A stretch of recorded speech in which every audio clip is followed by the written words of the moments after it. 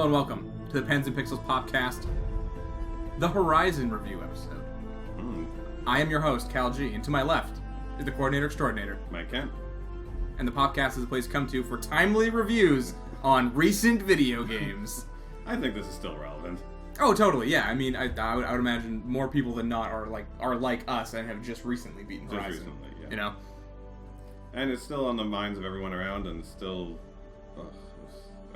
we'll go over it in a minute, but it was still one of the most highly enjoyed games that I've talked to most people about so far. Very little divisiveness to it. Like, I didn't walk up and be like, "Did you like that game? What's their answer gonna be?" Like every time I went like Horizon, they're all like, "Hey!" Yeah, no, exactly. Yeah, it was a generally just well received game. Yeah. So initial warning, this is going to be spoiler filled from the very get go. Yeah. If you already know we like the game, if you listened to our last one, our initial impressions podcast, it's a great game. Go get it if you haven't. You know, it's fantastic. It's probably one of the highly recommended best of this generation. It's already made like my probably top games of all time list. Yes. I've never actually sat down and like seriously like considered it, but I would have to imagine it's on there at this point. So spoiler warnings going forward for everything, the entire game, story front to back, and encounters you have. So for this podcast, we're going to do the full review of the full game from beginning to end. We'll break down all the components of the game, and then we'll start off with our general impressions, but obviously we'll break down each of those in turn. So we're going to start off with story, I believe. Yes, let's talk about the story. The surprisingly amazing story, which was like the only thing I didn't put. Like nowadays with games, I don't go like story better be good.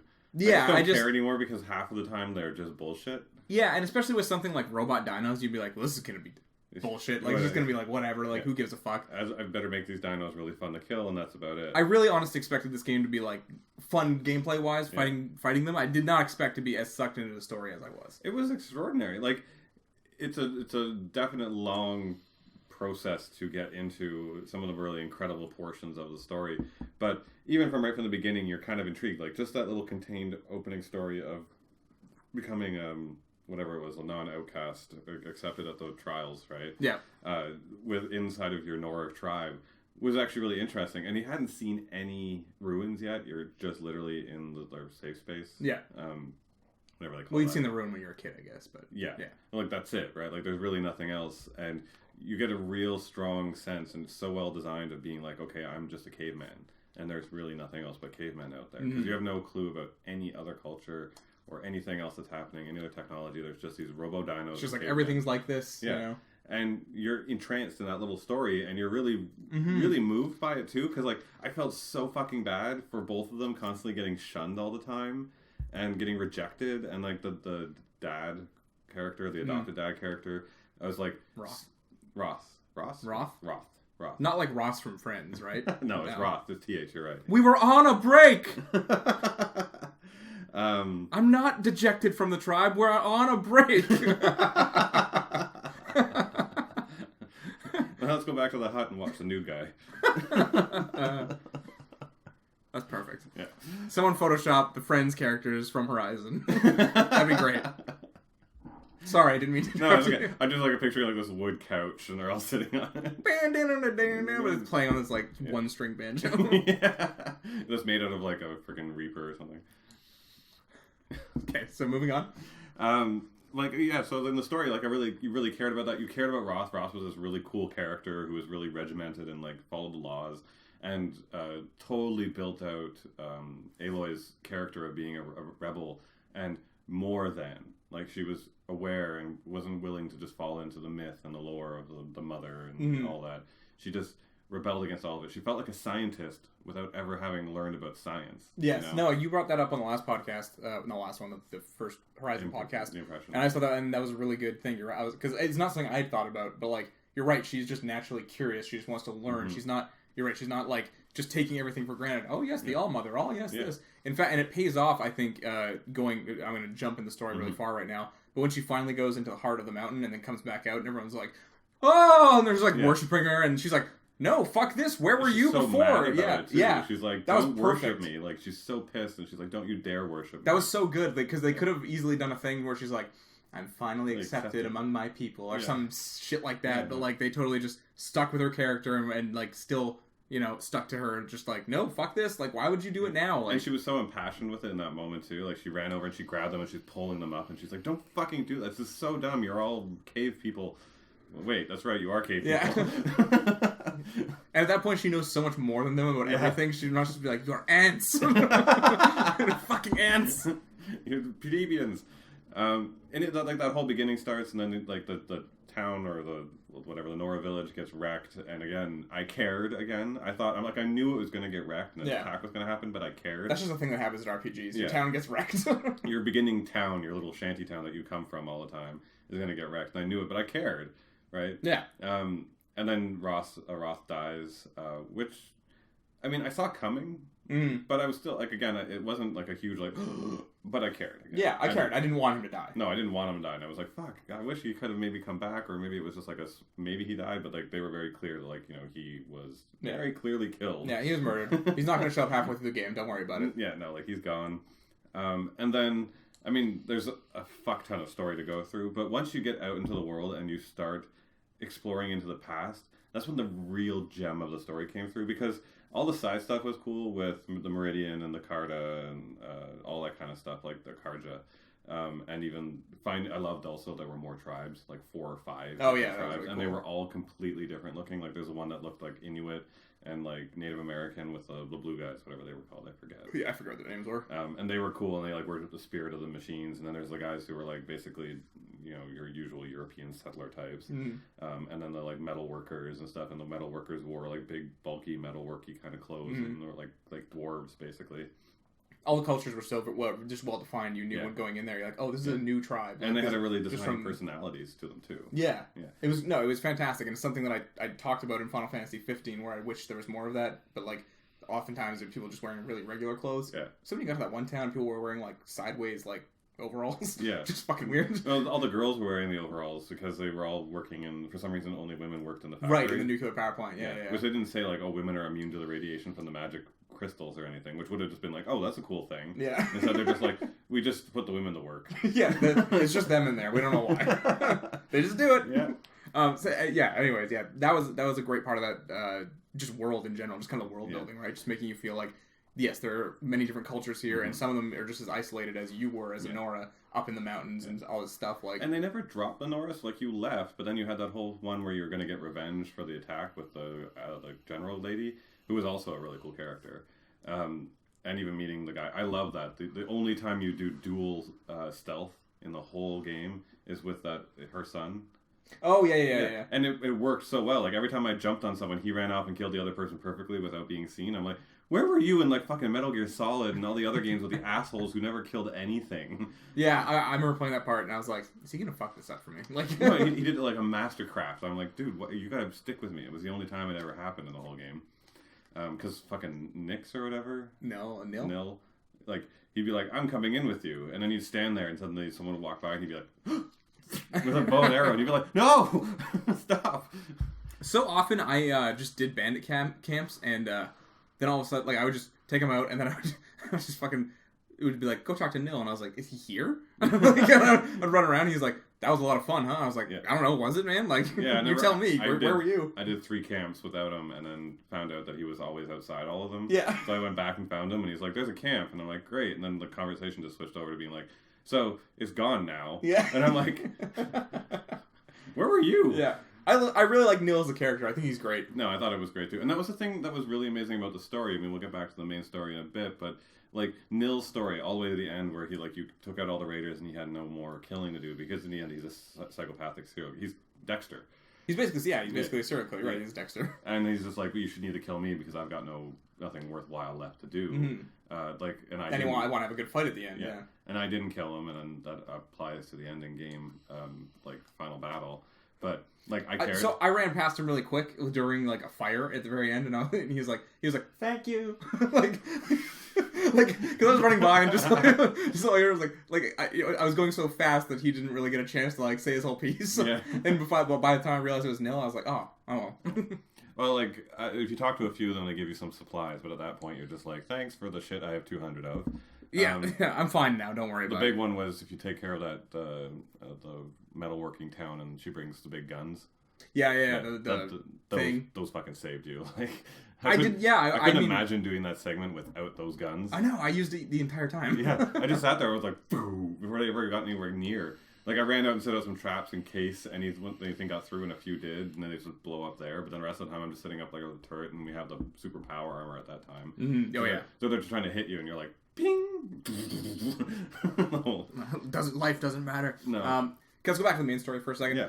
So I thought it was, I thought it was always getting more and more interesting as you were going on, but I did think there was like a lull at some point, and I think it was right after you leave, and you were talking about what's her face and her son. Mm-hmm. I liked that part, but it wasn't really progressing the story forward, so I was a little bit like, this almost feels like a really good side mission. Yeah, you know what I mean? And that's what I was meaning with that one, is that section was like, you've left the Nora, but we need to explore their culture still. Yeah. So let's explore their culture and their warrior culture, because now you're part of that, because you got indoctrinated into the warrior culture of the Nora, and then they all died. So you're like, like, where is the warrior culture? So they explored that in that stream for you, so that you never lost it, which was cool. But you're right, because it was a splinter at that point, you lose track of the main story. Because you could follow that whole... Because at that point, you're like, I want to know where the robot dinosaurs are coming from. Yeah. You're not about to figure that out for like quite a while at that point, you know? Yeah. I want to talk about the pacing in this game in general as like as a problem I had. Just looking back on it, right? I enjoyed my entire experience, obviously, but the story was made in such a way, and the side quests were like divvied out like that. I feel like I got a whole big chunk of story at the beginning, and then I kind of followed the main quest pretty good, and the side quests were okay. Mm-hmm. But as soon as I got to the other side of the map, like after I was out of Nora territory, I feel like I got every side mission in the game. I did them, and then I only had like one or two after that, and I was just doing main story all the way through after that, you know? I mean, that's your decision. And they only give you one cauldron also on that side of the map, and I was like desperately trying to be like, is there another one? Like this, because like, this area of the map's pretty big, the Nora side, you know, like it's not tiny. I thought there was going to be more. Yeah, I mean, that's up to your pacing, right? Like, I'm kind of experiencing that in Mass Effect Andromeda right now, where like I was playing the story missions, landing on a planet, and they're like, this planet needs to be settled, and then I'd clear the whole planet out, not touch any main story, and then be like, okay, so there's nothing left to do here, and then the main story is just like boop boop. Right? Yeah. And you're like, fuck, I should have just been doing the main story at the same time and doing side missions at the same time and kind of progressing myself along. I think that's a general design pacing issue with open world games, is that since you can deviate at any point. But I gotta say, they even could have like just not given you, you know, you only get these side quests after you complete these side quests in Meridian or something. Because it was like this hub of just like exclamation marks everywhere, and I was like, oh, if there are this many now, like they're gonna pop up all the places. I should do these as I go, you know. So I wanted to clear this out before I continued, but it was like 70% of them were like in one area of the game, and then you just kind of went. So I feel like I didn't rush it all, but I felt like the story was just progressing so quickly at one point after I'd spent like 15 hours just being like da da da da, like just shooting shit. Yeah, and you're right, and I agree. Like, you can try and pace it out on your own in your own way, and like if it was properly paced out. So like when you get over finally to Meridian, which like you're saying, I did so much fucking side missions before I ever got to Meridian.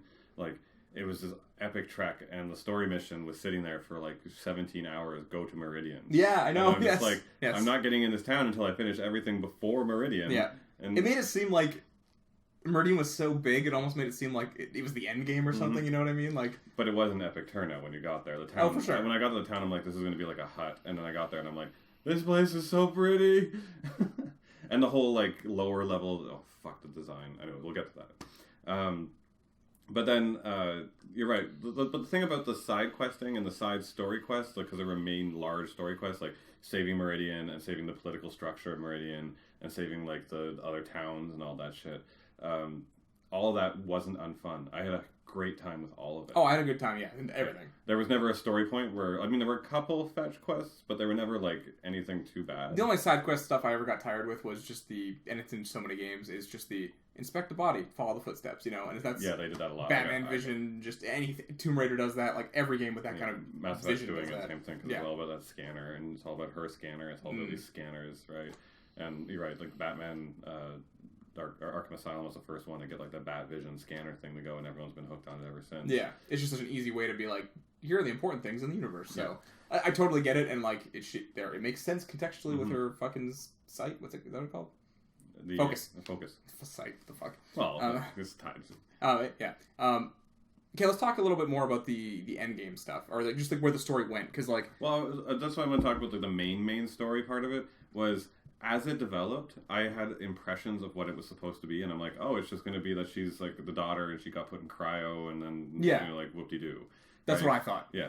And then oh, the robots are just like a response to like a threat thing from the war, and they're all war machines, and I don't know why they made deer ones, but they did. Yeah. And who knows what the whole, maybe they were like originally construction robots, and now they turned against us. That's why they built weapons onto themselves and shit like that, right?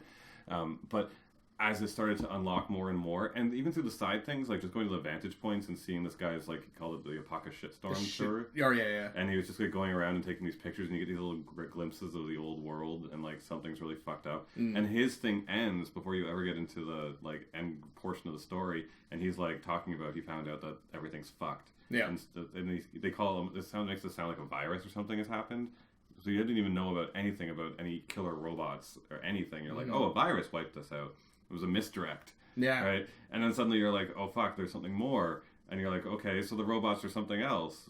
But then there's bad robots. Which robots are those? And then suddenly there's 2 different kinds of robots. Yeah. And then the entire thing is that the robots that you've been killing are good robots, all making the world better for you. Yeah, they were part of terraforming it to make it a livable place. To reinvigorate and relaunch the human race. And, there are these bad robots that, like, consume life. And my head's just going, what God gave you this gift? Like, holy fuck! It was so well delivered in its stages of coming up. I never once going through each prediction. They weren't cauldrons, but like when you got the little pieces of what Zero Dawn was, I was like, ooh, they're saying the name of the game. This is important. It was like it was like you get a little more, and then you get a little more, and I was like, ooh. Yeah. But it kept twisting a little bit, and what you predicted out to be, and what you thought Zero Dawn was. You're like, oh, Zero Dawn's a shelter. No, it wasn't just a shelter.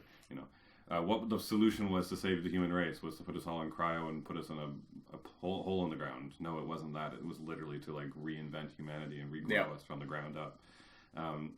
Artificial wombs. The system, the Gaia system, it's got to be like the real, honest to God, scientific genius method to reinvigorate humanity. Like the different tiers, all the like the for God. Oh, that's so cool. Like one that's like for education, and then you go into like the education area where everyone would sit down at their terminal and get re-educated in humanity. And then there's one that's responsible for like building the machines, Hephaestus, right? Who I think is actually gonna have a big part in the next game. And then like Gaia herself, who's responsible for, or was it Gaia? Yeah, the main the female one, the AI girl, one that's Gaia. She's in charge of humanity, and like all these sections that they broke it down into, and how it would get reinvigorated, and even putting in a system. And she was talking about how like antelopes and deer. She's like, I think I'm going to model it after this because of this. And I was like, oh my god, this is great. So good. I was like, this is such good sci-fi. Like, I fucking love this. It's so good. It was crazy to see. Also, like there were so many little things that Mike has implored me to listen to all the little audio. Which was a big thing to do. I suggest everyone who's playing the game, like, if you are a person, actually kind of like, very much like Hal and a bit like me, where you're like, fuck, I don't want to have to sit through all of these. You do have to, as one of the few gripes I have with the game, sit there and literally stand in a room and let this audio play. Yeah, that's one of my biggest complaints about the game, which says a lot about how good it is they gave you, when you went into these places, they give you like these, just all of a sudden it would just be a lore dump. And it was all optional, you didn't have to scan all this shit. But like, it would have like 3 audio logs in a room, and you couldn't just like play it and then keep walking because there's 2 more right there, and they play as soon as you do them. And you couldn't, unless you want to go to the menu and sit in the menu and listen to them, you can't just have them like as you're romping through the world, you know? So you needed to scan it, just kind of sit there, and it just kind of destroyed the pace of going through there. It did destroy the pace of the actual dungeons. They had these certain ones that were like letters from the soldiers on the front lines to like their wives or their kids or whatever, and then it showed like when you went up a floor, it was like the government like editing them and all. It was all fucked up, and like to make it sound like everything was fine. And like one of the wives responded and was like, I ask you all these questions and you're not answering, and it sounds right. It doesn't sound right. It doesn't sound like you. Like, what's going on? Please, I was like, this is heartbreaking. Like, it was giving me chills. I'm getting chills right now. My goosebumps. Like, I was like, oh my god. Like, the history of this world is so good. There was so much humanity put behind the stories behind each of these people, in every one of those little audio logs of all the doctors who were involved in Zero Dawn, to the soldiers that were involved, to all of it. And they were talking about, and as you were going through, they paced all the stories literally to following as if you were reliving the fall of humanity. Like, first it was just that they were coming, right? And then they were attacking, and then they made it through, and then like we were being wiped out. Then they were at the doorstep. We're fucked in 7 months, like that kind of thing. And so you were following along, listening to these people record the last moments of humanity before it died.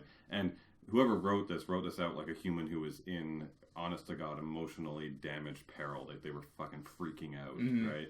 And some of them were standing up to it, and some of them were folding in and giving in. Yep. And some of them were jerks and awful, and some of them were amazing. There's a guy who was like Matthew McConaughey, kind of. Yeah, he was obsessed with like pussy. Yeah, yeah, he was great. He was great.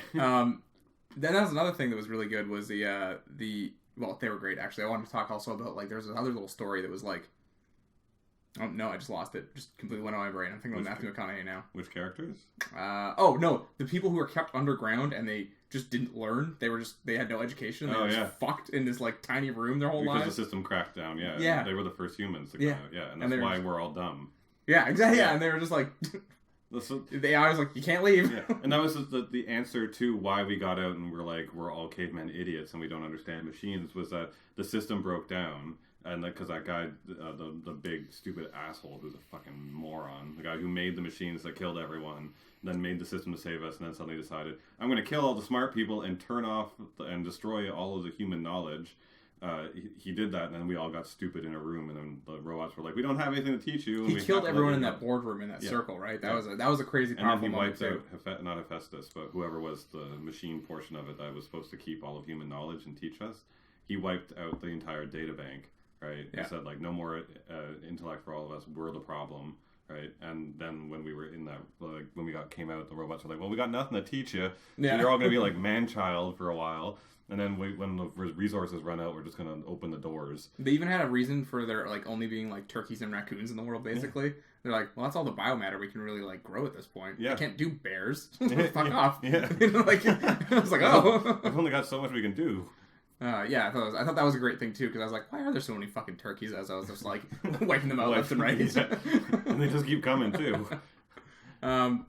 Yeah, just so many great things. Silence was a great character when he gets revealed, and you never trusted him, but in the right way. Not where you're like, oh, this is a bad guy. You're just like, is he just like a disturbed guy, and I don't want to like him? Yeah, is he shady, or is he just like shitty? Like, shitty. You know, like I was like shitty. Well, yeah, I was always like. But as he like talks to you more, he seems to be a little more like accepting genuine. Of you and like, you know, genuine. Yeah, exactly. That's a good word, genuine. And like by the end, I did trust him. So when it went to the post-credit scene, I was like, "Oh fuck, are you sinister? Yeah. Are you a sinister man?" Yeah. I don't think his intentions are entirely sinister. No, do you want to get to that yet, or? Well, we'll hit on it at the end of everything, because there's only one more thing to really hit on. Was the big one was to make Aloy cooler and let me continue to like her. Changing her story around to becoming a clone of the original woman. I forget her name. Elizabeth Sobeck. That's Elizabeth Sobeck. They put Elizabeth Sobeck on this pedestal where I'm like, this woman is a goddess. What an incredible human being. Like, she doesn't exist, but if she did, she would just run the world. Like, what an incredible human being. And then they build her up so far to eventually, at the very end of the whole thing, she sacrifices herself to, like, save the last people in that in Zero Dawn. And goes off to go find her family home, and I'm like, I'm sad and crying at this moment. Yeah, I'm like, what an incredible human being. And then you find out you're her reborn clone of her, like basically her exactly. Come back in this world because Gaia loved her so much that she couldn't not have you in the world and knew you had to come back to save us. Yeah, she's like, if one person I could make would save us, I'm gonna remake her because she's the one. And you're like, holy shit. I'm incredible. Yeah. Like, you know, like, because I come from that, and that's why I'm so driven to look past. It's such a nice, like, it's not really a twist, but it's kind of like breaking the trope on, like, the chosen one type thing. You know, there's always, like, you're the chosen one. And you're like, why? Well, I don't know. Well, why am I naturally a better person? Why was she naturally more inquisitive and more curious and more scientific? Because she was born from this incredible woman who saved us. And then the whole mother relationship with that.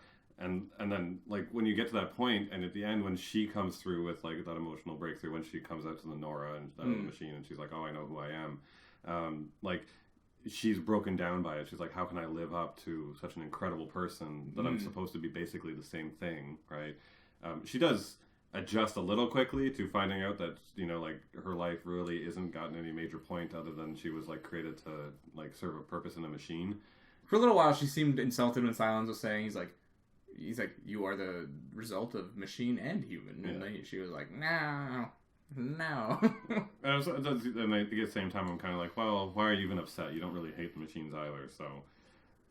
Yeah, exactly. Yeah, but... And then, to the very ending of the game, after you stop the machines from coming back, the bad guy being the system that wipes us all out, because that's also a clever one, was that they kept trying, like Gaia would try and revitalize life, but it wouldn't always work right away until they got to a one that did work, and then the machines itself apparently got corrupted from the corruption from the original machines, and then the bad guys come, and then just blah blah blah, we get wiped out. Not a half bad guy, like, for an idea, except for he's just like an orb that he gets dragged around. Yeah. You know, and we'll talk about the last boss fight later, but it was the very, very ending. Like, at the end of the whole game, I'm so happy with everything that's happened, and the whole entire Gaia system. I'm like, who the fuck came up with this? It's so genius.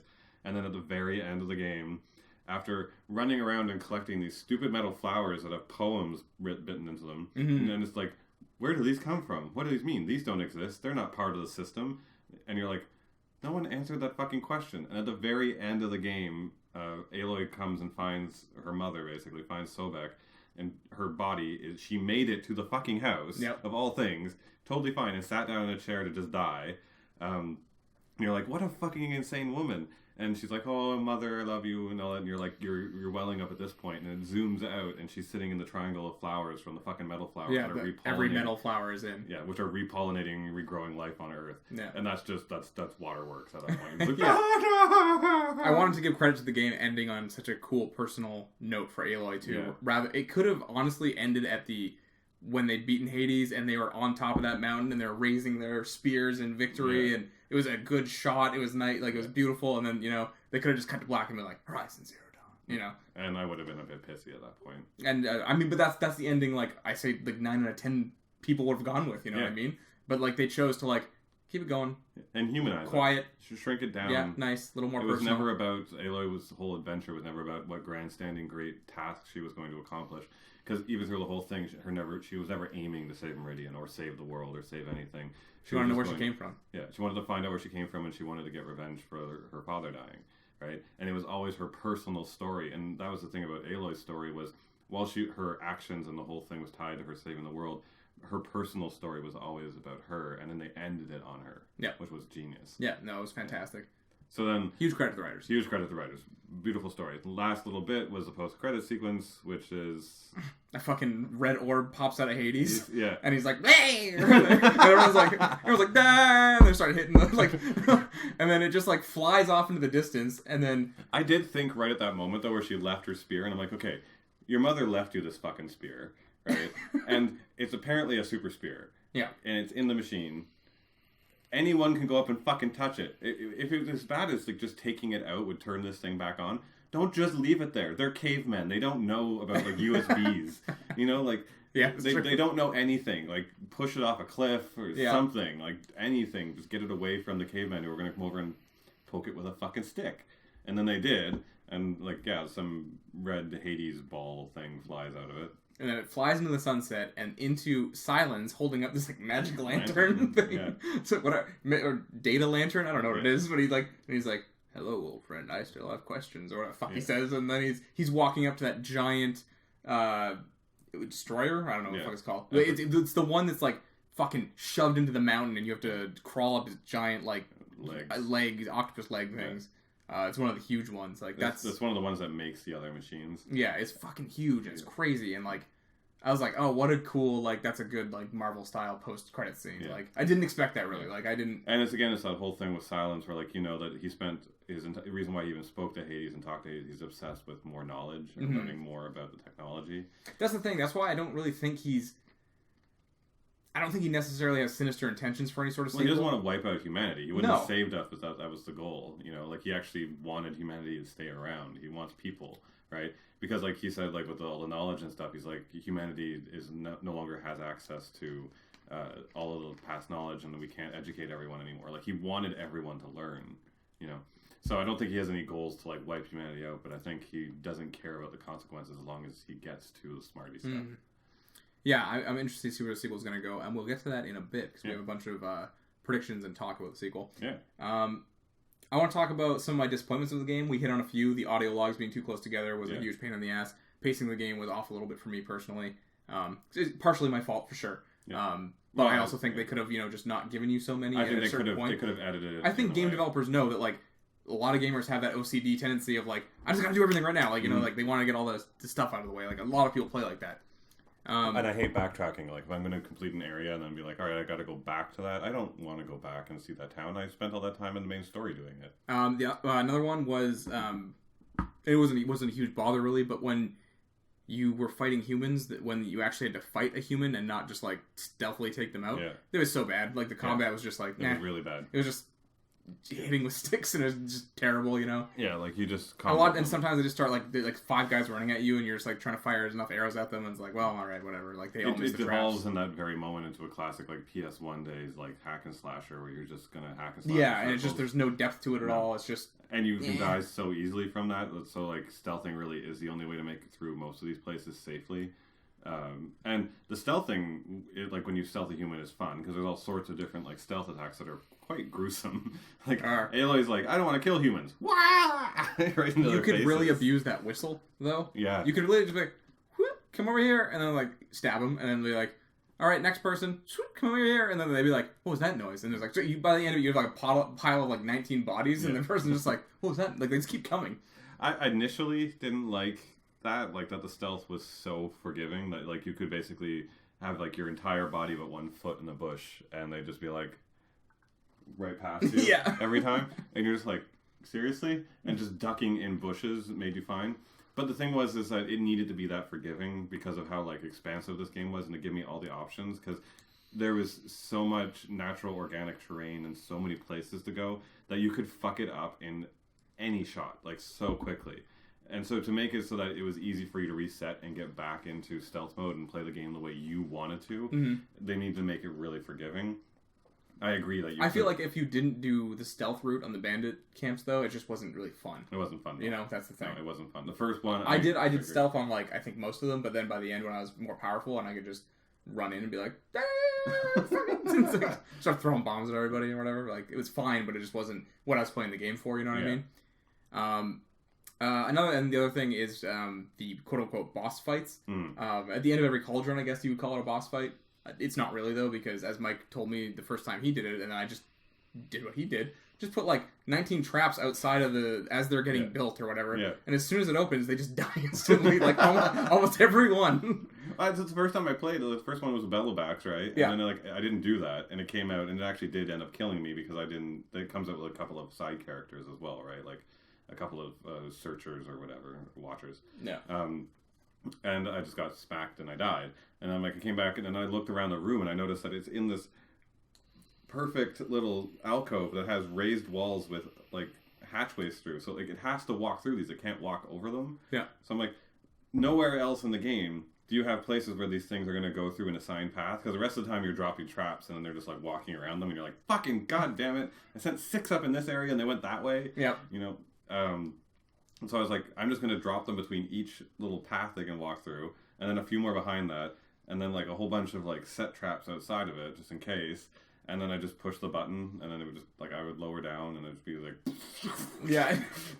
just lightning bolts and fucking everything going off, and I'm like, all right, that's done. Yeah, you're just like, all right. Yeah. So those were kind of, I mean, I know they were just basically like regular enemies, or not. Well, they were the harder enemies, but they were pretty regular or whatever. Yeah. So that wasn't like the biggest challenge. And the last boss was also not great, honestly. No. I kept wanting, and this isn't something that I should really blame the game for at all, because it's just something I wanted that it didn't do at all. It's not like I can critique it, really. But the last boss was like so, you hit the weak points, I really wished it would have combined stuff you'd learned throughout the game. Like, you had to rope it down first and like use all your different weapons on it to like really, like, everything you've learned up until this point goes into fighting this thing, and it's really not. It's like you dodge a couple times and you. So like I was saying before the podcast, is that like for the bad guy robots, the corruptor robots, so the ones that killed us all, like you fight the corruptors first, and they were really intimidating in the very beginning, and they're really hard to drop because they don't have a weakness to any one particular thing except for fire. And I didn't even figure out until later on that if you overheat them, then they pop out a weakness core that pops out of the top of their head, and then you can drop them really easily. That's cool, right? And tearing off those components will actually weaken it in the way that, like, tearing off all the guns off of a Thunderjaw is the only way to really take it down. But then when you get to the big tanky thing, like the first one, it's trapped in the ground and it can't move, so it was a little easier to drop. Yeah, it was crazy. That's fine. But then when you fight the one that's mobile, and it is just popping open all of these weak points that it keeps exposing itself because it keeps overheating, and I'm like, you can convert matter into energy, but you can't figure out how to deal with heating. Like, like, come on. And why would you have 17 like heat vents that are obvious weak points that pop open, and then have 17 different ones that pop out? Who designed you? Yeah, like, who designed this thing?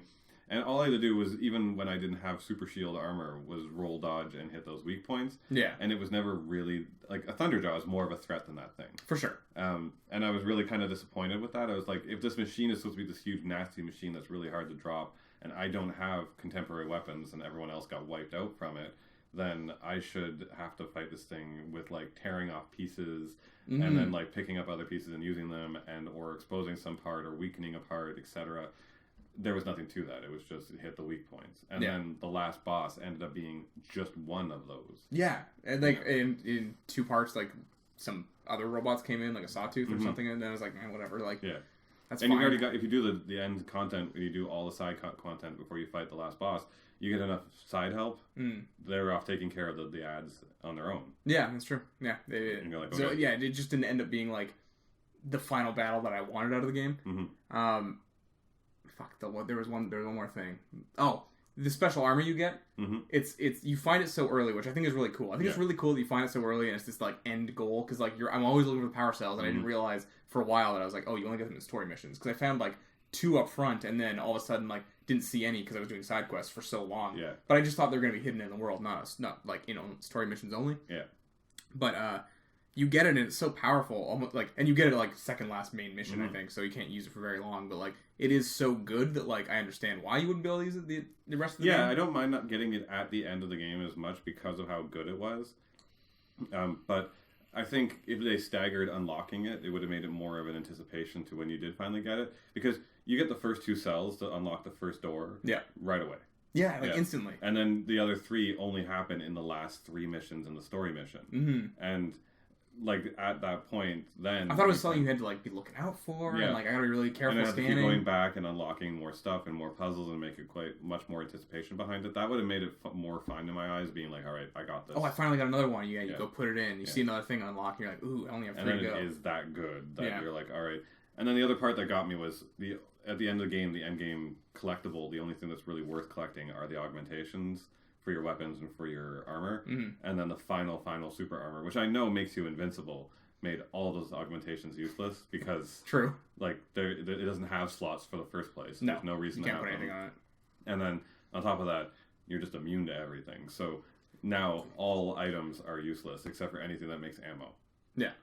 Which is just kind of takes your entire inventory system, which was brilliant up until that moment, useless. Yeah, totally. I think that's really all the peeves I have with it. There's stuff I want to suggest to, like, improve some of the stuff. We'll get into that in the sequel bit. Let's talk about the crazy fucking work they did on this engine.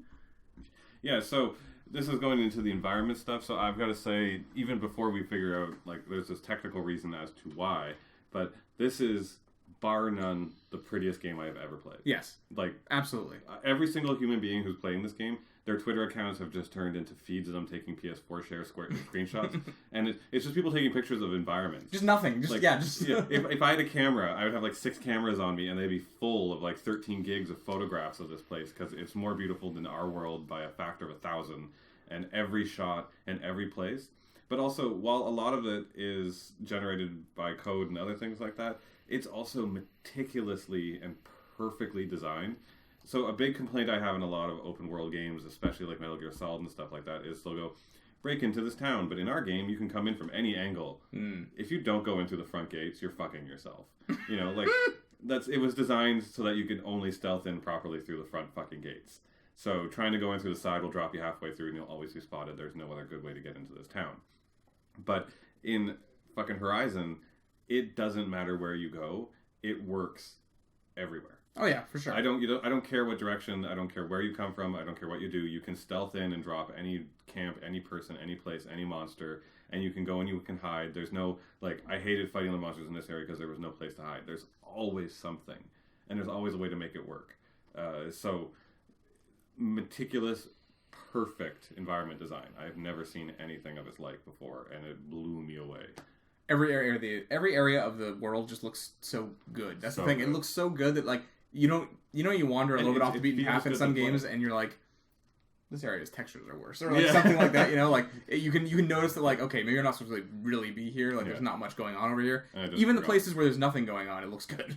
That's the thing. I had one spot where like you go up and we're like near the area where you finish off the quest with the general, the Nora general, and it's got those bridges that go out into the water. There's a forest on the edge of that, which is just a forest. It was beautiful. It was literally just trees in an open space, but it was like this beautiful grove of trees and natural life, and there were no robots around. It was a perfect place to just go hunt thousands of foxes and raccoons and shit. Which I love that too. The fact that hunting was actually worthwhile. It was the only way to upgrade your pouches. Yes. So like in every other game, you're like, you killed a squirrel, you got meat. Yeah. And you're like, I have like potions. What's the point of the meat? But you needed the meat to make the potions in this game. Yeah. But you needed to kill them. They needed to actually hunt for a reason. Yeah, boar, drop the fucking bone. Yeah. Drop the bone, boar. Like, I will slaughter your entire species. I need a bone. Why is only one of you has a rare bone? Yeah, exactly. How did that's just a video game thing. Yeah, all boars have bones. The rest of them are just meat. Just slowly rolling through the fucking... This is a big slob. It's just fucking meatballs just rolling around. Like when she opens up her focus, she's like, Gaia, I think something's wrong with the system. Yes. No, that's perfect. Those are the abominations. The abominations. Abominations. Well done. Great pun, Cal. Good job. Anyways, so Guerrilla has like done like fucking black magic and created like an algorithm within their engine that just like auto adjusts to make it beautiful at all times. And it worked. It sounds like it sounds fake. Like how do you make a machine go make things pretty for me? And then it did. Like it sounds like there's an AI inside of this game. Like the Gaia's real, and she went out there and she fucking made a world pretty for us. Okay, so studio art director Jan Bart van Beek, great name, recently explained to Kotaku that the studio spent many hours watching BBC nature documentaries, which allowed Guerrilla Games to lay out a conceptual framework for Horizon's visuals.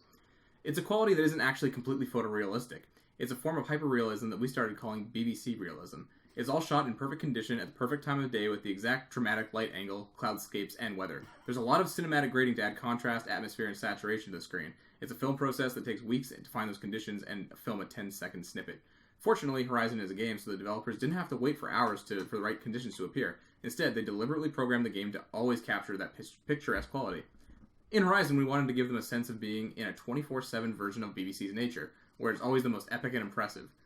Anything less than the best look, we would simply remove. like that's so to some degree, we did indeed make it unnatural. But it was not a matter of turning the beauty to 11. It was a matter of removing anything less than 9.5 on the epic nature scale. Fuck, they were just like Hitler of like prettiness. I get it a little bit more now, though. They're saying that the machine had an algorithm that identified any place that didn't have a certain amount of the beauty components, like not enough foliage, not enough rocks, not enough lighting, right? And then they would go into that section and then eliminate it themselves. So like it wasn't a machine going along going, this is pretty, this isn't pretty. It was just something that identified by statistics what would be the prettiest. If we like a certain amount of fog at a particular time of day because of the nice lighting effect it gave, we simply set it up so that amount of fog was the only amount of fog even allowed at that time of day. We even liked a certain amount of snowfall, and that would be the only amount of snowfall ever allowed. Beek noted that in order to nail the aesthetic, they tweaked weather transitions to be faster so the player never sees anything below a certain level of quality. You only ever see whatever looks the best. Some of these visuals, such as the human settlements, are tailor-made, but Beek estimates that about 80% of Horizon's natural landscape is procedurally generated. I wouldn't say procedurally generated, but... Well, no, I mean, like, they made the stuff, but, like, procedurally, like, filtered, I guess. Yeah, filtered is probably a term. Yeah. Because, like, generated means that, like, it made it up, but they went in and... Yeah, they didn't just type rocks and then they were just like, whoop! Beautiful rocks! Yeah. Procedural nature simply means that the artist did not have to place every single rock, tree, or blade of grass by hand. Instead, the artist defined rules and draw maps where they want certain assets to appear. So with simple paint stroke on the train, they can have a collection of flowers appear. It gives a lot of control and also a lot of speed when working on a world as big as Horizon's. And that's not really a new thing. There's a fucking tech called Speed Tree where people can do that in games. Yeah, but but it builds it ugly. This one builds it pretty. But the artist can still place individual trees and such, which is often what they do to dress up a vista point or important roads or cutscenes, because we know a large amount of players will see that content and it is worth the effort to handcraft it. In short, everything you see in Horizon has been fine-tuned to look awesome. What a crazy fucking thing. And it pays off. Whatever they did, like all that crazy magic. I've never seen that. Like, everyone makes some claim of some sort of system like that and or a team that's really good at doing that. But it worked. I never went anywhere where I found an angle that was ugly. No, I remember I have several things in my head where I remember just like walking somewhere after a fight and I'm just like, I'm kind of not even paying attention. I'm on my guard. I'm like, is there another fucking panther bot around here? There's goddamn things. And I just look up and I'm like, oh. And it's just like the jungle trees and the vines are hanging and they're just silhouetted against the fog and there's just like green glow at the back. And I was like, wow. This is like not even... Yeah. I'm in the middle of the jungle. Yeah. It never got stale, the beauty, too, because, like, you're right. As we got far enough into the game, and you're just like, all right, I can kill everything in one shot. Every time I would take myself away from combat and look up, I was like, oh, fuck, this is so pretty. It always kept on getting me going, oh, fuck, this is pretty. Yeah, no matter what. A lot of other games in the very beginning for the first quarter, like, this is really pretty. And you get used to it. And then you're just like, okay, whatever. Everything's kind of like, a little, this was like, oh, this is really fucking pretty. You know, it's like you're always on the first date with Horizon. Ooh. No, you're always kind of like fucking hot. Like, you're out of my league, girl. And even then, to the conceptual artists, designers, and modelers for what was designed in the game, there was some beautiful, beautiful stuff. So the robot designs, I mean, oh yeah. Other than some repetition in Tigers. Yes, like, we complained about this before the podcast a little bit. But we had we had saber-toothed tigers, and panthers, and like there's a lot of tigers. Yeah. But other than that, even then, they were all really designed well. Like, I thought they were all super cool robots. Oh, yeah. I can't think of something that I didn't think looked cool. Actually, I think the tunneling ones were a little bit meh. They're giant moles. I liked them. You're right. I think they're probably weaker. If I had to rank them, they might be weaker. But yeah. But they're still. I got tired of seeing Watchers. It's a team of super fucking cool things, and they're all awesome. And they're like in rank of like godlike awesome to like demigod awesome. Like they're only demigod awesome. But like if I was to pick a weaker one, it's the Diggers. It's like ranking the Ninja Turtles. They're all fucking radical, but Donatello's the least cool. No, Donatello's my favorite. Donatello's my least favorite. No. But, so all the robots were really cool. And then in the world, when you started doing the ruins, like, that was one of my complaints, actually, for the first half, was that I got the first ruin that she gets her thing in, then you find the suit of armor, and then you don't. You just get broken cities for a long time. Yeah. I wanted to get into more ruins, and that was story-related, so that's fine. But the ruins were great. Like, the one that had the actual giant, like, tentacle machine, like, twisted into it. So, I came upon that spot earlier than I should have, and I was like... What's happening? Why can't I do this? Yeah, I can't get in. I started Googling stuff. I was like, am I supposed to be like? I did that. I did that at another point actually. I went up the side of a mountain to get I think it was a flower or something, some collectible. Mm-hmm. And she started commenting on shit, and I was like, she doesn't comment on shit like this unless it's story. But I didn't trigger anything, so I just keep going farther and farther. And then by the time I went back, I'd done it so recently that when I was about to hit that story mission, so everything was dead when I went there already. And I was like, I thought things respawned. I guess not because it was a story thing. Yeah. I had the same thing. That exact climb up through the mountains and stuff. Yeah, I had to fight a Stormbird at the end. Yeah. And I was like, oh, that was supposed to be like an epic fight, like all the way uphill battle, but I already did it. And it was supposed to be your first Stormbird, but like... No, that one was like, it was way later. It was like that wasn't my first Stormbird. Oh, yes. Well, the one I'm talking about was like it was. That's one of the things I noticed about that one. You're right. She talked like it was like... What is that? It's a Stormbird. And I'm like, but there was one outside of the hunting grounds like 10 miles back. You know, like... Yes. Actually...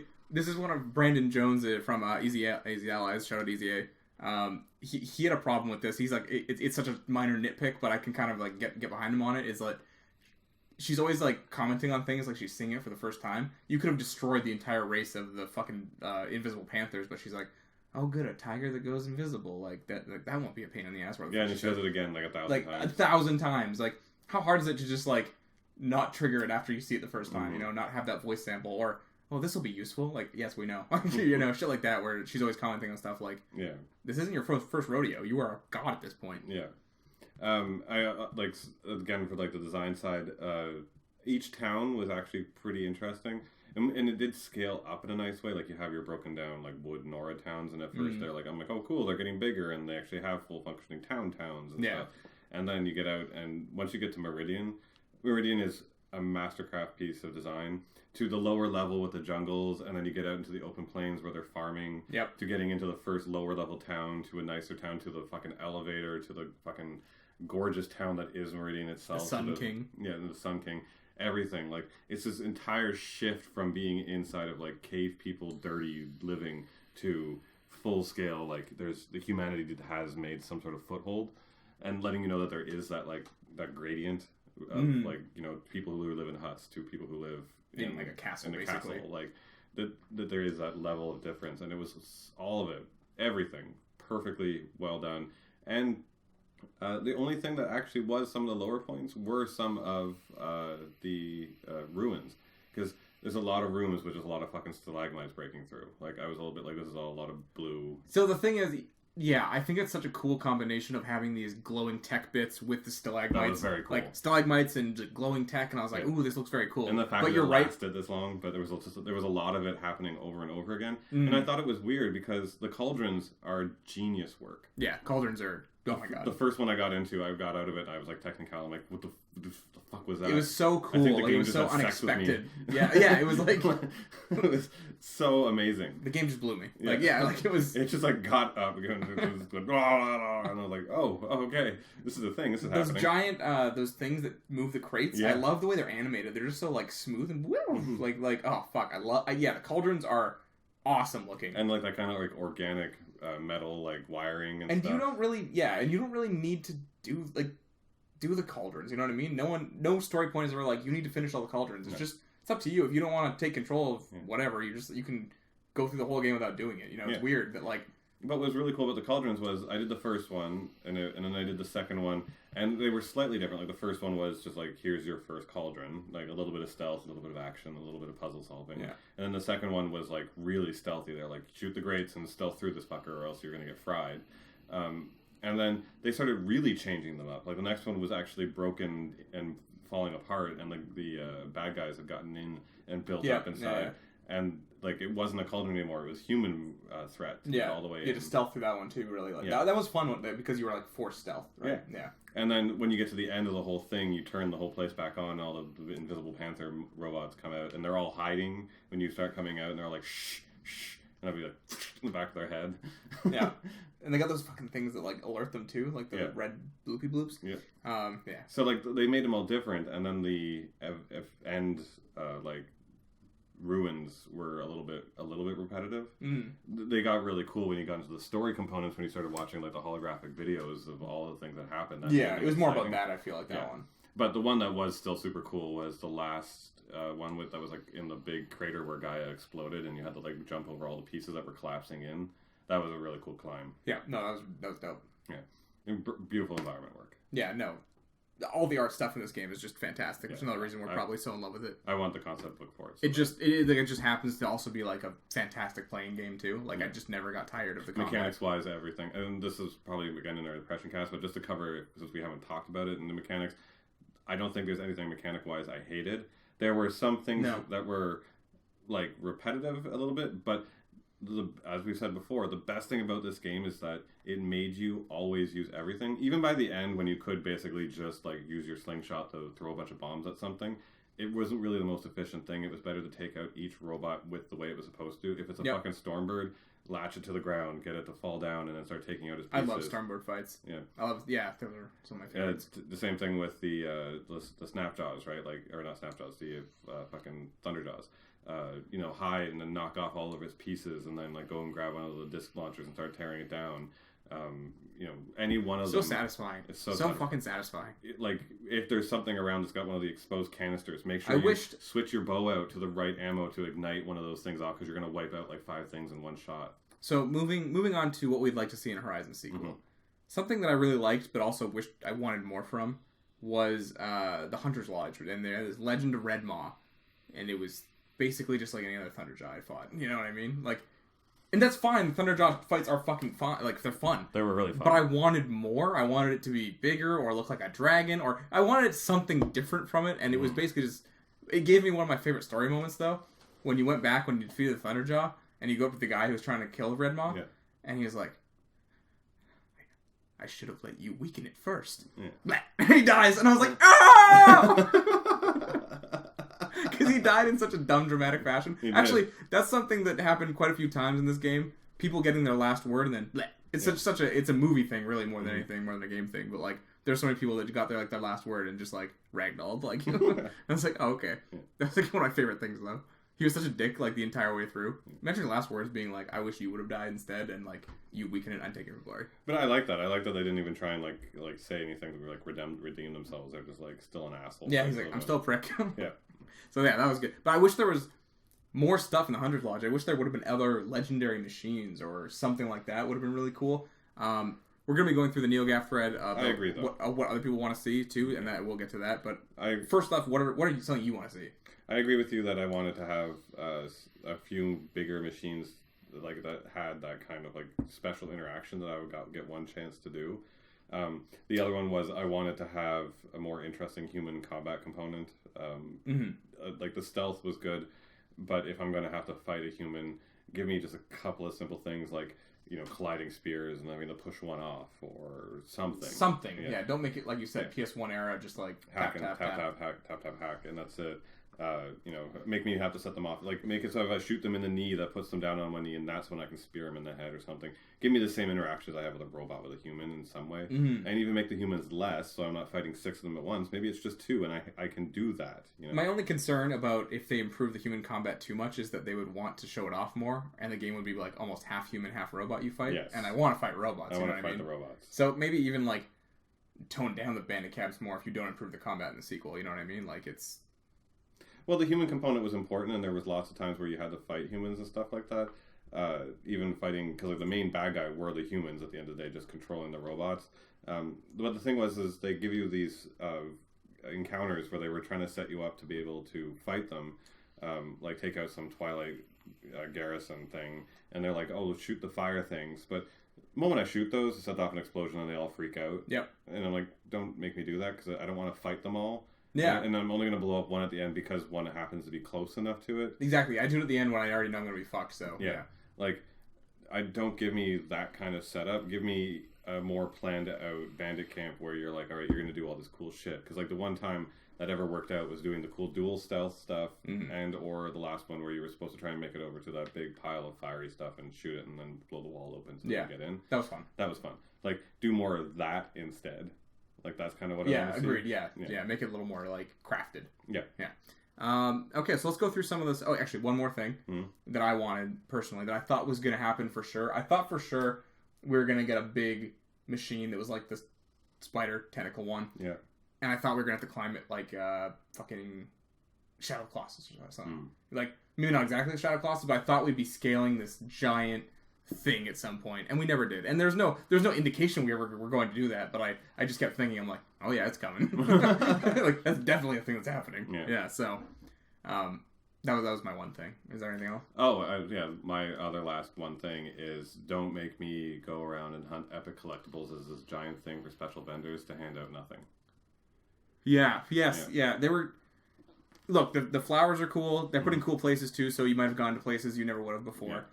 But the vessels, the cups, were so useless. Yeah. They didn't tell you anything really, and like you just got these boxes of stuff where you're like, I have better shit than this already. I liked the story components behind it. So I mean, the flower one paid off at the end of the day. I was getting pissy that it wasn't, because like I love the mystery behind these machines that didn't exist. These weird techno-organic flowers that are pollinating everything. But then this guy is collecting them just because he thinks they're pretty and he wants to sell flowers to rich people. And I'm like, okay. But your reward should be something I can't get anywhere else. And he's like, here, have some fucking random chest of high-end gear upgrades that are useless because your final armor doesn't even use them. Yeah, exactly. So, like, you collected these literally for nothing. But the story for the flowers paid off. And then there was the statues for the weird other tribe. Oh, Bantuk, or whatever his name was, yeah. Banuk tribe. Banuk, yeah. And it tells the story of their great hero, and that's where he collected those. So that story was neat, but again, she just rewards me with the same shit. Yeah, it's just those fucking boxes. Those boxes. And then they're like, yeah, this guy's like collecting cups, and he thinks they're for shaving or some shit. And I'm like, this is not exciting. And you're not even correcting him. You know? No. You're like, oh, she doesn't know, doesn't she try? Doesn't she say, what if they just put, like water in she here. just drank. No, she just goes. So what if they just drank out of them? But then she just goes off and collects them for him, and he gets like there's no reward to these great. No, yeah, it was fairly useless. And then it's even then to the hunting grounds. Like the hunting grounds, you can complete them all perfectly, and then you get the best weapons from each one. But they're not better than the ones you can buy in the store. They really should be. I like the idea of that difference where I don't have to go do the stupid shit to go because I fucking hate doing trials. I never do them in any game. That I can still get the best weapons in the game without doing them, but make them special. Yeah, make them worthwhile, you know? Yeah, in some fashion.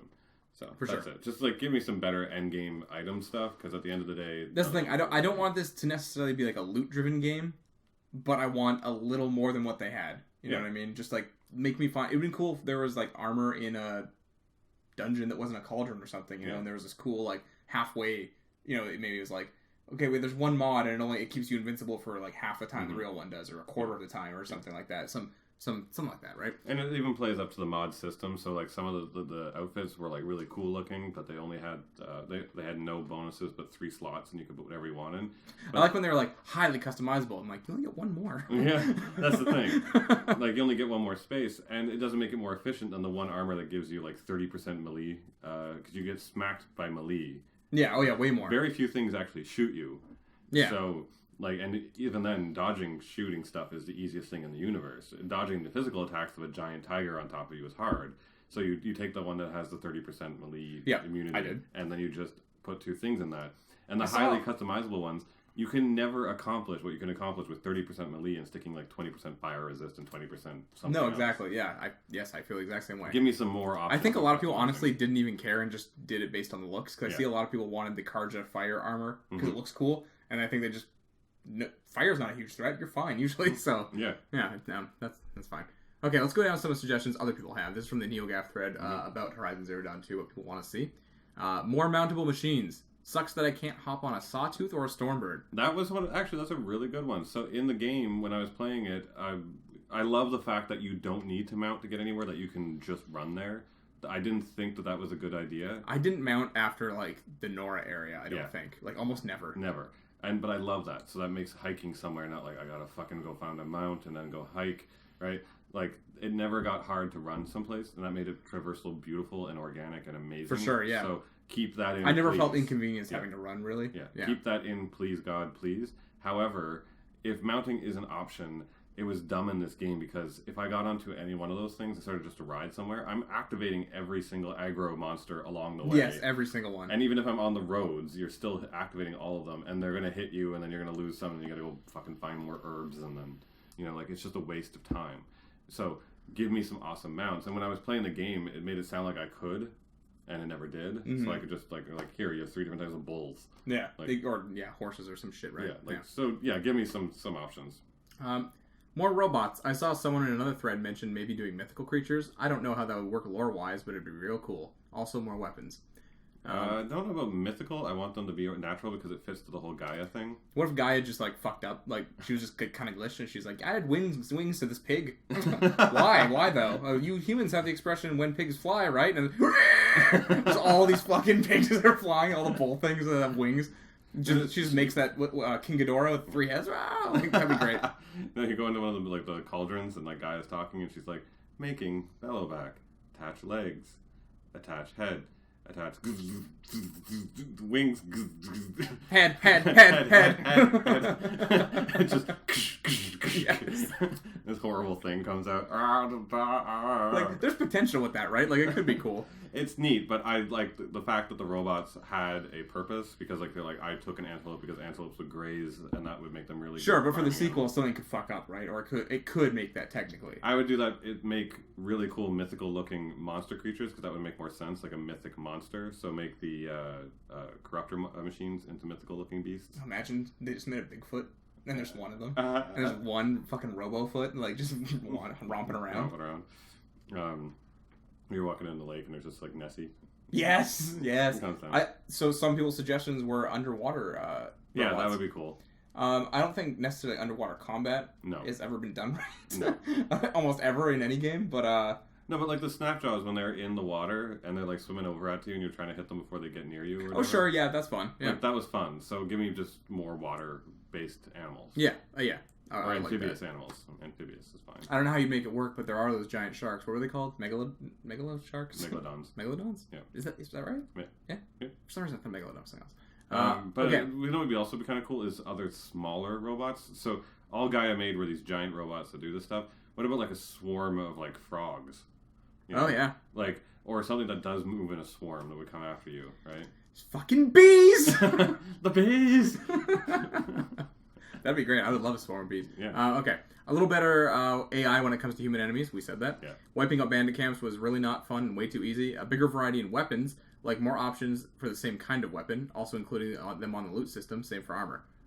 Well, we just said that, but you know, like having Actually, something that I really wanted was the ability to customize my bows, because there's some. I used like one thing on one one arrow, and then I had 2 bows, and I used 2 on another bow, but that was it. You know. I had like all 3 bows on because each one of them was the only way to get a distance work on either piece. Because like each bow had one was just for special ammo, right? Like your lightning fire and like whatever ammo, so that I could activate Ice. any of those canisters I needed to hit. Then you used right? one for the Terror Blast. Yeah, then I had the sharpshooter bow, which was for my sniping, which I did most of the time anyways. And that had the Terror Blast arrows, which were awesome. Yeah. And then the only thing that did enough damage. I liked being able to knock 3 arrows eventually with the skill tree. Yes, that was really It was cool. fucking awesome. And then I had the other last bow because it was the only one that had fire on it. Yeah, exactly. Yes, yes. Like let's more efficiently, like let's not have 3 bows. I wonder if that was done on purpose, so they were trying to make you like. But they gotta pick and choose. But they gave you a lot of fuck useless off. arrows on each one. So on the sharpshooter bow, you had one that was supposed to be for tearing stuff off, but you had one that shot a sonic blast that did. Yeah, that. I didn't know what the other one was. Was it corruption damage? Like I don't even know what the fuck it did. I think I used it once. Yeah, no, like on the sharpshooter bow, they have one that said it was used for tearing stuff off, right? But they had the tear blast arrows on that bow. So why would you I have that? And then on the basic hunter bow, they started off with just nothing. It was a fire arrow, the normal arrow, but then they gave you a set of arrows on that one that was better for tear damage, and it did definitely do more tear damage and did more damage in that context. But again, I didn't have to aim with a tear blast arrow. I just had to land it near something and it blew something off, so I was good. Unless I was really intentionally trying to rip one piece off, which I usually was. Yeah, some monsters did. I use that slow down, like click in thing a lot. Yeah. Oh yeah, there were some monsters that needed you to tear off specific parts that you couldn't blow off the tear blast arrows. It's like sometimes you'd knock off a piece that was like a weakness or a canister, and then suddenly the canister's gone, and you're like, great, now I can't blow up their canister. That's true. So, yeah, there was that component. But, and then the other bow was just 3 different special kinds of stuff, and then the corruption arrows, corruption was useless. Yeah, totally. I didn't use corruption at all. Yeah. Better towns / side quests. No. I mean, you could always improve it, but I think they were pretty good in this game. I wouldn't say I wouldn't say better. I wouldn't towns. say that that's what they like need to concentrate on for the No, sequel. I don't think they need better towns or better side quests. I was happy. Nah, you could improve some of the side quests for sure. I think there were a lot of good ones, but there were, like you said, like some of the tracking ones were just a little bit like every game does this. You guys are better than this. You know what I mean? Impactful choices. I don't know what they mean by this. I don't know if they mean like a Mass Effect style thing with the dialogue wheel where like there's huge repercussions to what you say. I would rather Horizon just tell me a coherent one story that is the same for everybody, because it nailed it the first time. Yeah. I don't need a lot of choice. I liked the heart, brain, fist thing. That was it gave Aloy a little bit like, oh, I can make her do something in this situation, but it never really changed anything, you know. So that's fine. I was down with that. I had no problem with that. I don't want impactful choices. I want a singular story. However, if you mean more impact in the way that, like, if you save this town from being wiped out, then there isn't any rubble, but if you didn't, there is rubble. You know, like that, like whatever you do, you physically will impact the stories. So, like, let's say you didn't save a portion of Meridian and it got blown up by that bomb, then that portion is actually destroyed. Yeah, yeah. Like, that's neat a lot of the time, but in this story being it's not something I'm looking for in this game necessarily. Not in this game. Yeah. Like in Mass Effect, I'd be looking for that shit, and I'm actually looking for it in the current one, and it's halfway doing it. But since you're not building anything, you're not going to this town and being like, you know, make a settlement. Like, or even just if he means on the story in general. Like, I just don't want. The story was a refined piece of art, and I don't want to muck with it. Exactly. More secrets in the world. I'm used to exploring every nook and cranny of open world RPGs, and in Horizon, doing this is largely a waste of time. No. Okay. We agreed on the waste of time because the rewards weren't good enough.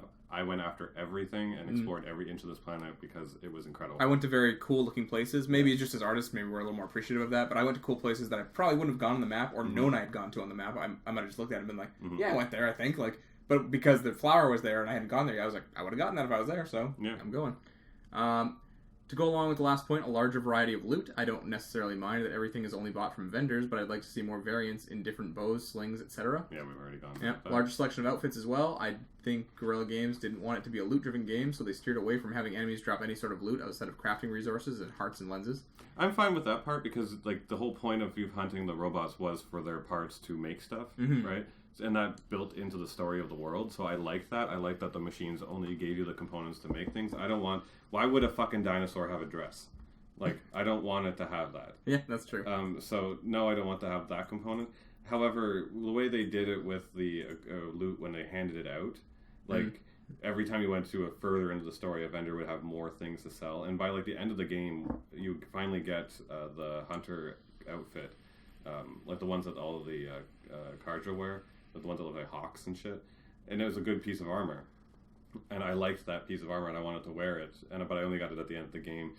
Maybe some more options in those visuals, because like I was stuck wearing that 30% melee one for probably 80% of the game. Yeah, me too. Yep, for sure. Horde mode, no. What I'm really hoping is actually for more visual customization in weapons and outfits. I like the changing of the fabric, color, and material. I would want to go around and find paste and then see a merchant in a city who sells fabric that lets me craft my own outfits. Same goes for weapons. I'd spend hours putting feathers on something on a bow. Any kind of vanity crafting would help me be playing for much longer. It'd be neat, but again, not something I probably wouldn't do. I liked that they had like levels of the armor, so like your first one had less pieces on it, the next one had more pieces on it, and the final one was like the full equip, right? Like because you could buy like there was different rarities, and they got cooler looking as you got to the purples.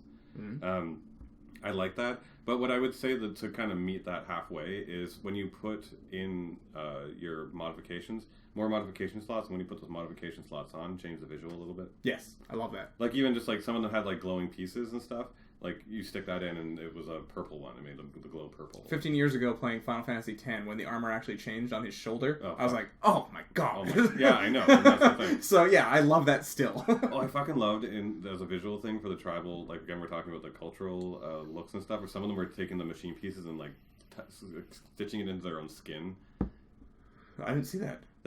Silence had it. They all had it. Oh, Silence had it, yeah. But I just thought he was nuts. Oh, did a bunch of them? Yeah, even I didn't even notice. They would take like tubes and stuff and like stick it in their own skin. I only noticed it in Silence because he was like, I was like, what are you doing, man? Yeah. That looks painful. A bunch of them did it. Storage chest? I guess. I did. Again, sure. I got pissed off at the end of the game where I was constantly dropping shit. Sure, yeah. I mean, that'd be a nice quality of life improvement. Yeah, like just give me some more. Bigger weapon wheel? I think part of it is that they're giving you 4, and it's like pick and choose. You can't have everything. You know what I mean? Like this is part of your strategy is picking your weapons. I like that. Yeah. But again, what I think it's just they gave you a bunch of useless arrows. Yeah. I think you should also be able to customize your bow rather than streamline it down to the tools that you're going to be using. Yeah. Rework the climbing system. Shouldn't just be on ledges with white grips. I don't know what that means. So, like the signifier climb, so like when you were climbing up a mountain, it was only on the hooks that you could see. Yeah. And it was labeled. Does he want you to be able to climb everywhere like Zelda? Yeah. Is that no? But I wouldn't want that in Horizon. No. This one just says machine gorillas, which is great. A new variety of monsters is going to come, so I mean... It has to, right? So, yeah. They're not going to release a sequel with here's the exact same beasts. And there's lots of animals in the world, so pick. Co-op mode with way harder boss fights, something similar to Monster Hunter. Nope. Look, I don't want that in the main game, but if they had like a side thing that was like go online and fight like a fucking Godzilla with your friends, I'd be like, okay. If a game was going to do it, the mechanics are so good. We actually talked about this at some point, didn't we? Where we said like these are the kind of mechanics we'd want in a Monster Hunter game rather than like what Monster Hunter is. Yeah, and I would love to do it with multiple people. I just don't want them to ever put that in the single player game. I don't ever want... Stay single player. Yeah, I don't want single player games to have multiplayer modes because it just detracts every single time from the game. I don't know how I feel about the density of enemy and robots within the game. I feel like they were absolutely everywhere sometimes with no breathing space. I'm interested on your perspective on that because they were fucking everywhere. Yes, they were. There's no such thing as you running in a line and finding a place where there wasn't a robot. You constantly... It was very few and far between. But I liked the constant immediate danger that you couldn't just book it. This was a dangerous world and you had to take it easy and like get over a hill and be like, it was like you were Aloy in a dangerous world filled with robots, and you had to take it careful. Because it wasn't really I like it in some areas more than others. I think it's just because some of them I didn't like fighting as much. Like doing the giant chicken looking things. What are they called? Oh yeah, the bigger watchers basically. Yeah. There's an area in the desert where there's like 900 of them, and I was like, I'm fucking stuck here, and there's like 900 of these, and I just ran through, and they're like, "Ah!" And it was like all the activating ones. I was like, God, just get away! I don't want it. Like, yeah, I'm of two minds because when I just want to get somewhere and like I'm just trying to collect the fucking vessels to get the fucking thing, you know, I'm just trying to think, and like they're all like I have to be worried about every single side of these things coming at me. It's something I more want to encounter when if I'm actually going to get the flower, of course, yeah, have like 6 sawtooths guarding it and like I have to figure out how to get there. But on the way there, I don't want to have to be worried all the time about something. But I want that because like when I was doing that along the way up, and I'd be like, oh, there's just 2 of them, I'm just going to take them out, and then I rolled just a little too far to the left. Suddenly I activated an entire camp of something else. And it fucked me and it killed me. It made the world so dangerous that I felt that everything was a threat, and no robot ever turned into. I can see what you're saying, threat. but I felt a part of the immersion. No, I can absolutely. I'm in the middle kind of thing because there were several moments where I was just like, come on, fuck off! Like I don't want this right now. I had that a lot, and you're right, and I understand why people would say that. But I like your point. The constant danger, and this is a dangerous world, is really hit home by these things are fucking everywhere. Like it's hard. Yeah, that's hard. I don't know. I'm of two minds about that one. Yeah. And it was always worse or better in certain points. Like if you're fighting off a couple of sawtooths, and then suddenly you roll over to those screecher birds that'll warn everything else that was coming. Those fucking birds. So I hate them. They're the worst thing in the game. Yeah. The crabs are fine now. I hate the birds. Not the storm birds. There weren't enough crabs to worry about, but when they did show up, they were a pain in the ass. They eventually. I avoided them a lot of times because they were so hard at the beginning. I was like, well, what if they're still badasses? But yeah, the Glinthawks, oh god, they're so annoying. This guy offers a solution and says if they want to keep the density of them, maybe it's to change the respawn mechanic. You can fast travel and come back, and they'll be there again. I understand that's how it works in most games, but most games don't have enemies every 20 seconds. Due to the nature of this, you'll end up fighting multiple enemies just due to how the combat flows, which is fun, but exploration is also what I enjoy in a game, and sometimes I felt like that was hindered here. I can see that perspective. It's not wrong. That's the thing. That's the thing. I get it, and I get what you're saying too. Yeah. Like they're both. Yeah, it's almost like a necessary evil to like really convey this world is fucked. Yeah.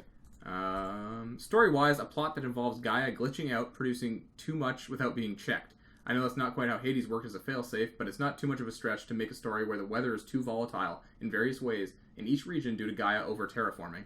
This same logic could also result in hybrid machine creatures getting pumped out of cauldrons. Give me double-headed, long-legged billowbacks. There you go. Well, again, I think it's funny, but I wouldn't want to do that because story-wise, Gaia is your perfect goddess. I like that whatever she was producing was perfect and like kind of like beautiful. And it was funny, like we were thinking of them as monster machines in the beginning, but when I found out that they were what was saving us, they became like these animals to love. It was almost this weird, like almost vegetarian vegan moment where I was like, oh, they are part of a system. I mean, I realized that I viewed them more as animals than robots at a certain point, but I never loved them. Yeah. I wanted to kill everyone. Oh no, but all the time. But dead. It was part of that, like that thing where like they supply us with the machines and technology necessary to survive. We're now part of a system that's kind of grown. They're part of the ecosystem. They're not necessarily. Well, I mean, they're a threat, but they're not like a threat. Yeah. So I don't want Gaia to ever have to like fuck up and suddenly start making mistakes. Just leave the monsters to the corruptors. Like more emphasis on mounted combat, i.e., control your mount into I never used it once. No. More, i.e., control your mount to 4 default states using the D-pad. Traps, healing, etc. can be managed from the weapons wheel. Then it's just AI that runs around and you ride on its back and shooting almost like a rail shooter. Flying mounts. Mass Effect 3 style skill tree. It's still simple for most players, but gives a greater customization options for those that want to specialize. I don't remember the Mass Effect skill tree. But I don't want skills in this game. I want to be given my tools and told exactly how to use them, just like they did. Oh, I mean, we had a skill tree in this game. I think he's talking about the fucking thing. The abilities we got. Oh, those. Yeah, that could be a little more complex. Yeah. It was just. Like, I mean, I assume that's what he's talking about. Yeah. I assume. Climb everywhere. After Zelda, going back to awkwardly glitching up walls, looking for bright colored handles sucks. I never had a problem with that. That was fine. I thought you and I both said early on that the climbing was beautiful. Like, I mean, I know you're doing the usual jump up to like clippy parts, but. Also, I want to address something that I had in the first initial Horizon cast. Mm-hmm. I was stuck at a vantage point. It was the very first vantage point I ever got to because there was just an eye in this. So on the map, there's an eye icon, and I just went to the middle of it. It's Where an I area. found I didn't realize it was an area. Mm. I just went to exactly where it was, and it was at the top of a tree. And we had this conversation. You're like, it's there, and I was like, what the fuck is Mike talking about? I can't climb this tree. I can't jump on the top of this tree. Where the fuck is it? So I'm just like going up everywhere to try and jump to this tree, and I found it on the edge of a cliff or something. Yeah. And I was like, It's right next to it. Like it's just. and I was like, oh, okay, it's a radius. I'm just jackass. More enemy variety, both human and dinosaur. Again, there was a couple there was too many tigers, but Yeah. I think the variety was fine. Places to access / reach underwater. Yep. Mm-hmm. Larger, longer cauldrons. Sure. No, I thought they were good length. JRPG style post game super bosses. Sure. I'm fine with that. Yeah, it was like at the end of That's the game. kind of like they what we come were back. saying with the legendary Red Maw or something, right? Yeah. Just more of that shit. Yeah. And last but not least, vanity armor. Don't make appearance tied to stats. Sure. That's fine.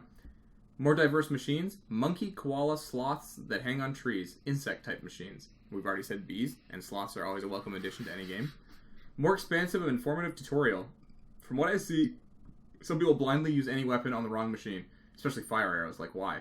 More detailed detective mode would be nice. I do not know if it would make a difference, though, to these people. I liked having to research it myself, like run up to a machine and figure out what was on the back of it, and then like pull out the menu and be like, "Oh, these are the pieces and these are the weaknesses." I'm not concerned about people who are too stupid to do that. Yeah, like if you're too stupid, just play the game dumb. Equipment, color palette customization. A lot of people want that. The fucking it's not just a huge. It's not a huge thing to me, so I don't really care. The only game I wanted it was Army of Two, where I could have golden guns. I get it with like the weapons because like they didn't really get epic in like any context so much over the whole game. Like they didn't change that much between green and purple. So like yeah, they didn't look amazing at the end of the day, but I really didn't care. Like, Yeah, I wasn't looking at them really long enough to... I cared about her armor. I wanted to look good in her armor, and I Sure. wanted to have the right armor, and I got frustrated that I was stuck in one because of the stats. So I get the armor complaint, but weapon-wise, meh. More equipment, parts rather than whole outfits. Better rewards for side quests. Mhm. We said that. More skills. Sure. Mhm. Storage room at home or cities. That was already said. Overridden machines can be called, with some limitation, of course. The ability to change the AI / personality of overridden machines. Aggressive, passive, supportive, corrupt. Some overridden machines should have different capabilities. For example, Scrapper Glinthawk can collect resources for us rather than just attack and mount. It'd be neat to see an expansion on the override component, especially since now it's like something very built in. Like we get it; it's not weird and random, and she just found this piece that does it. Like now she has a use for it. Maybe she can delve into like how to hack more.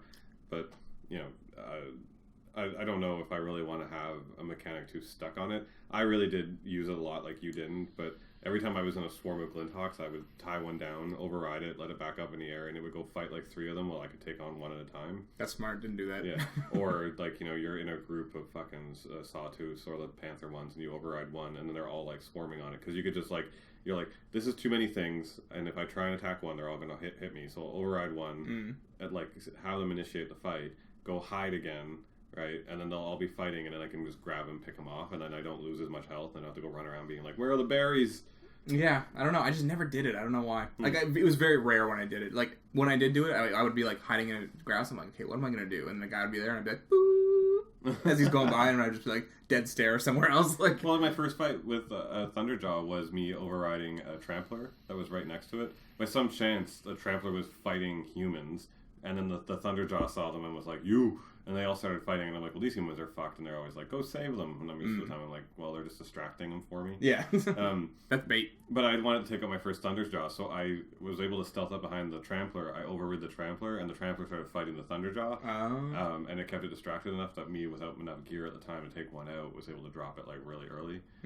So that was, like, I love that, and that was cued my whole, like, I should override things more often. But you're right, it didn't come in as a requirement. So I mean, yeah, it was never required, and it wasn't part of my arsenal, really. No. This one, to scale large machines and the environment. I'm expecting many, if not all of the machines in this game to return, but I'm sure there'll be other larger machines added in subsequent games. It'll be a cool mechanic to scale enemies to avoid detection and fighting them directly.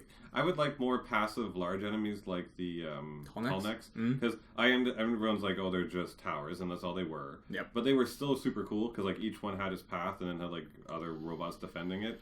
And I like had climbed up one, and a Glinthawk actually was trying to swipe me off of it as I climbed up it. That's cool. It was really fucking cool. I was like climbing up, and it kept hitting me, and I'm like, on one arm, and I'm like, fuck, get away.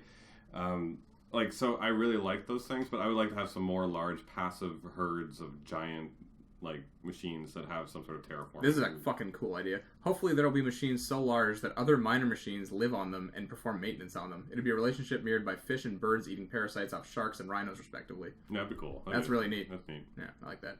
And last one. Okay, an overhauled weapon wheel. All arrow types linked to a single bow. The ropecaster and tripcaster essentially operate the same way, so they can be combined as well. There's a way there's more room to carry other options. Much like shooting multiple arrows at a single target, multiple arrows could be shot at multiple targets in rapid succession. This would be useful for stealth with humans and smaller machines. More wildlife, specifically dangerous wildlife like bears, moose, and mountain lions. But they explained why that wasn't there, so... Yeah, I mean, that's fine. It's a sequel, though. Yeah. More exotic machines, kangaroos, yes. Rhinos, yes. Anacondas, whoo!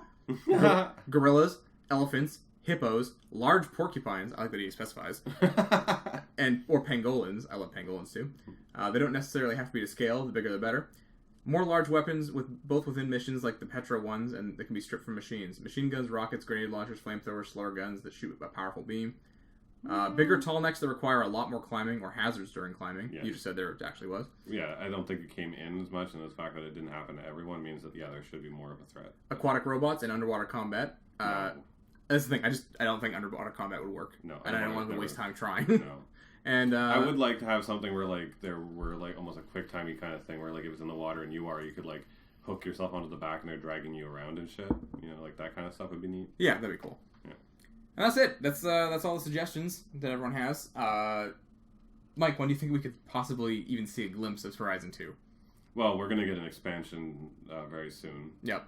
They've already announced it and been very clear that a big story expansion is going to come before anything else. Yeah. Which I'm excited for, and we'll actually play. Yeah, me too. I already thought about it. I was like, yeah, I'll play that. Yeah, I'll play that. And hopefully, I mean, like, they'll keep up pushing the story forward with it. But as for the second game, 4 years, 5 years? Yeah, like 2020. Yeah. You know, shit like that. Yeah, like, Guerrilla Games is probably already, like, going like, oh, fuck, this is way bigger than we thought. Yeah.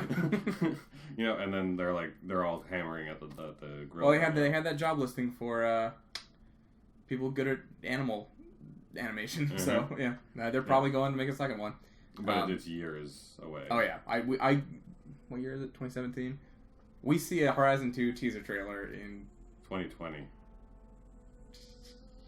No, 2019. Yeah, 2019, probably. Yeah. I couldn't even imagine next year. Yeah. It'd be crazy. Mm-hmm. And that's it. So, we here at the Pens and Pixel Podcast really enjoyed Horizon Zero Dawn. I think it made it onto both of our, like, top game of all time list. Yeah. And we implore you to play it as well. If you want to find me on Twitter, I'm at TheCalG. If you want to find Mike, he's at Mike Kent Draws. Pens and Pixels across all the internet, so go pick your poison. Yeah. And, of course, be sure to like, share, and subscribe to us on SoundCloud, iTunes, and YouTube. And be sure to drop us comments, to let us know what you thought about the game, what kind of changes you like, maybe something that you didn't like that we didn't talk about, something you did like that you really want to share, so that we can hear from you guys and we can talk about this game, because we could probably talk about it for another whole hour. Hashtag Gorilla Robots. Hashtag Gorilla Robots. Hashtag Pangolin Robot. Yes. Hashtag Giant Pangolin Robot.